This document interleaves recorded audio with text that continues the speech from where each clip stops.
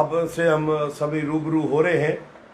3 तारीख को जो हमने एक प्रेस कॉन्फ्रेंस की थी उसमें एक बर्निंग इशू जो पूरे जम्मू को जिसने घेर के रखा हुआ है इलीगल माइनिंग को लेकर, उसको हमने उजागर किया था। और यकीनन कहीं ना कहीं सरकार भी उससे सत्ते में भी आई और सरकार को भी लगा कि बिना आग के धुआं नहीं होता है। अगर ये registered unit holder ultimately media में इतने ना सिर्फ भावुक हुए हैं बल्कि अग्रेसिव भी हुए हैं, इसका मतलब हालात बहुत ज़्यादा ख़राब है।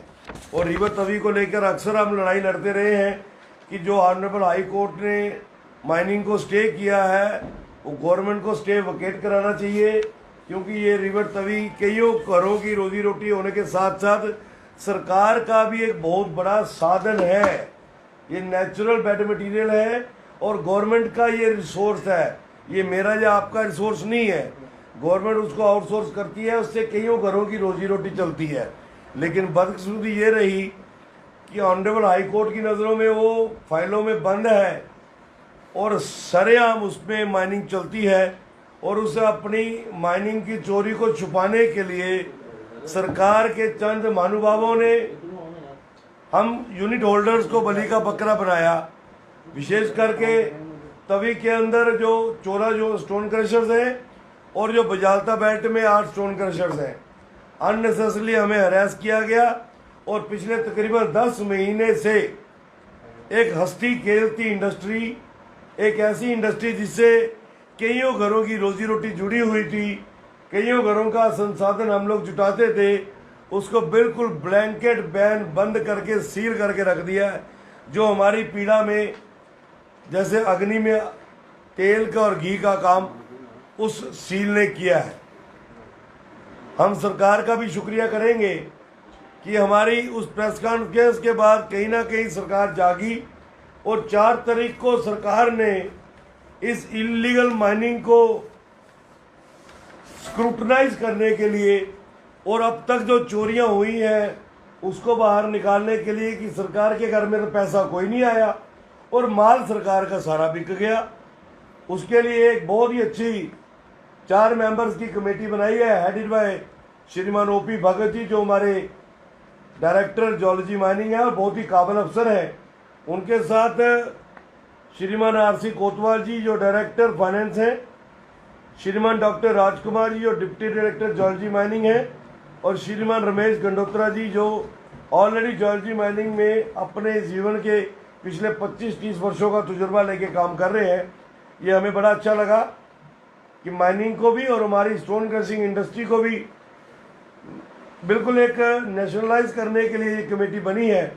और हम उम्मीद करते हैं कि इंडस्ट्री को जीवित रखने हेतु सरकार का जो एक छोटा सा कहना है कि ईज द प्रोसेस, उसके तहत ये कमेटी काम करेगी और जल्दी अपनी रिपोर्ट सबमिट करके ना सिर्फ हमारी पावर रिस्टोर करे बल्कि रिवर तवी के अंदर जो माइनिंग पीआईएल के माध्यम से रुकवाई गई है, कोर्ट के अंदर उसको स्ट्रांगली कंटेस्ट करके माइनिंग रेगुलराइज हो जाए। ये चोरी के झंझट, ये गाली गलोच, ये गुस्सा, ये सारा ठंडा हो जाएगा। सरकार के घर का रेवेन्यू भी आना शुरू हो जाएगा। लेकिन हम एक बात के ऊपर फिर भी अड़े हैं कि जो अब तक चोरी हुई है वो बहुत बड़ा आने वाले दिनों में माइनर मिनरल स्कैम बड़ा होने वाला है।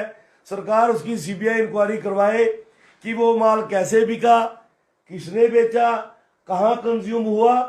बीइंग ए सिटीजन, शहर के नागरिक होने के नाते, तभी के चौकीदार होने के नाते हम सरकार को हर उस पॉकेट की जानकारी देने को तैयार हैं जहां से माइनर मिनरल चोरी से निकला और कहां कंज्यूम हुआ, उसका भी विद डाटा हम देने को तैयार हैं, बशर्ते कि सरकार उसकी जानकारी लेना चाहती है कि नहीं लेना चाहती। सरकार के घर में जो चोरी हुई है उसकी जानकारी लेना चाहती कि नहीं लेना चाहती।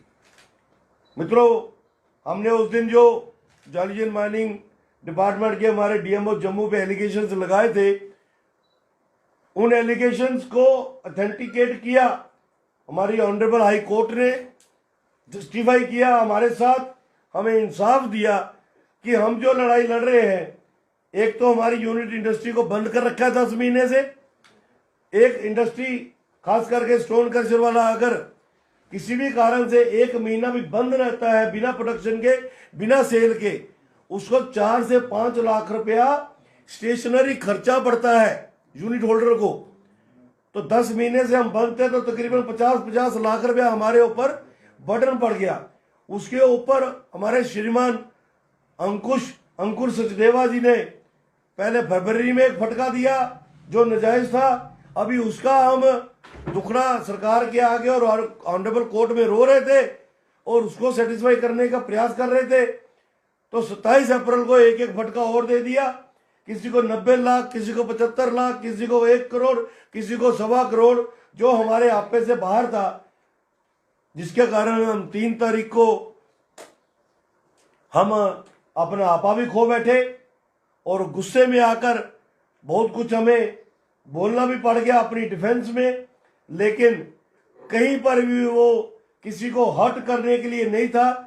जिनके लिए भी वो बात कही गई उनको सिर्फ एहसास होना चाहिए था कि आपने किसी को कितना सताया होगा कि वो परिवार इतने दुखी हो गए होंगे कि उनको आपके खिलाफ सड़कों पे उतरना पड़ा। तो हम आपके माध्यम से ऑनरेबल हाई कोर्ट का आभार व्यक्त करते हैं जिन्होंने इस सिख होती इंडस्ट्री को फिर से जीवित किया है और उस पूरी प्रोसेस को स्टे कर दिया है।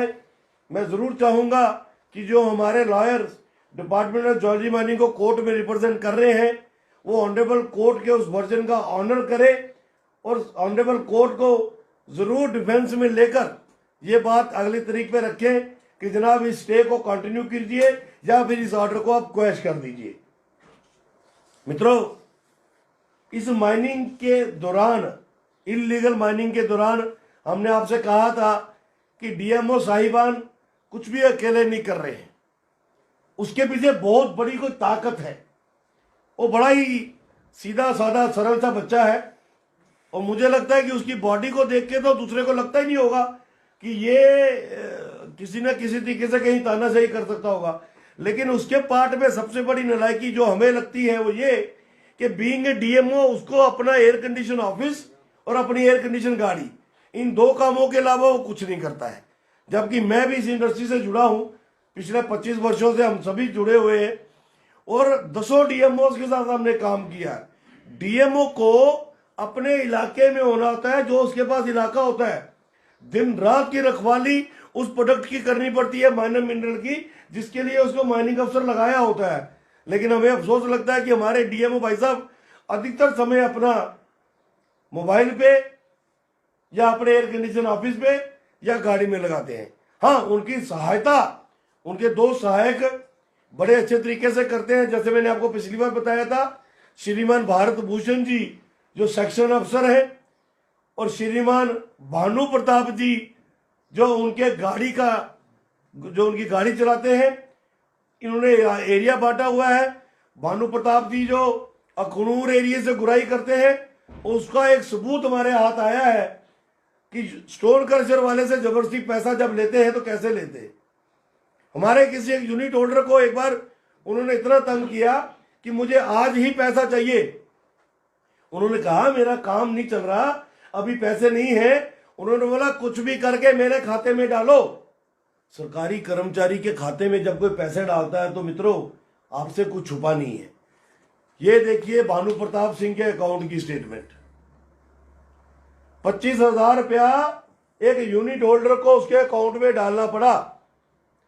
कोई खुशी से किसी के खाते में पैसे ऐसे नहीं डालता, और वो भी कर्मचारी।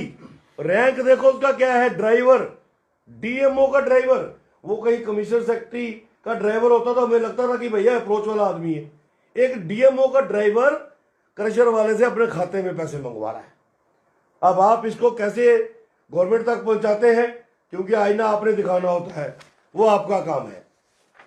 हम शुक्रगुजार हैं डायरेक्टर ज्योलॉजी माइनिंग के कि हमारी प्रेस कॉन्फ्रेंस के बाद उन्होंने ये जो सरगना एक गैंग चला हुआ है अंडर द बेल्ट ऑफ हमारे डीएमओ श्रीमान अंकुर सचदेवा जी, भारत भूषण जो सेक्शन अफसर है, जो बजालता के अंदर तूते दिखुई, हमारे फ्लाई मंडाल में जितना भी एरिया है, जो भी पॉइंट से यहाँ से गाड़ियां निकलती हैं, वहां से उगाई करता था, आरएसपुरा से उगाई करता था, उसको इन्होंने इमीडिएटली जो है 5 तारीख को अटैच कर दिया विद स्ट्रिक्ट इंस्ट्रक्शंस कि वो फील्ड में कहीं नहीं जाएगा और डायरेक्टर ऑफिस में बैठ के डायरेक्टर के दिशानुसार काम करेगा। तो ये हमारे इशू को हाईलाइट करने के बाद कुछ बातें सामने आई हैं जो आपके साथ आज हमें साझी करनी थी, वो मैंने की है।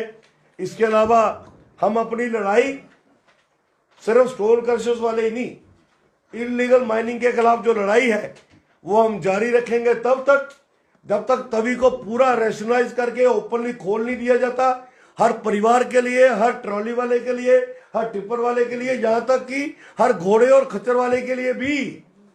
और जब तक ये जो अब तक मटेरियल चोरी हुआ है इसकी सीबीआई इंक्वायरी करा के सरकार के घर में वो 300-350 करोड़ रुपया वापस नहीं लिया जाता, इलीगल माइनिंग के खिलाफ हम ये लड़ाई अपनी जारी रखेंगे। धन्यवाद। दिन भर की सभी खबरों के लिए सब्सक्राइब कर दीजिए हमारी ऑफिशियल चैनल को और साथ ही साथ बेल आइकन भी दबा दीजिए ताकि आप हो सके हर खबर से वाकिफ।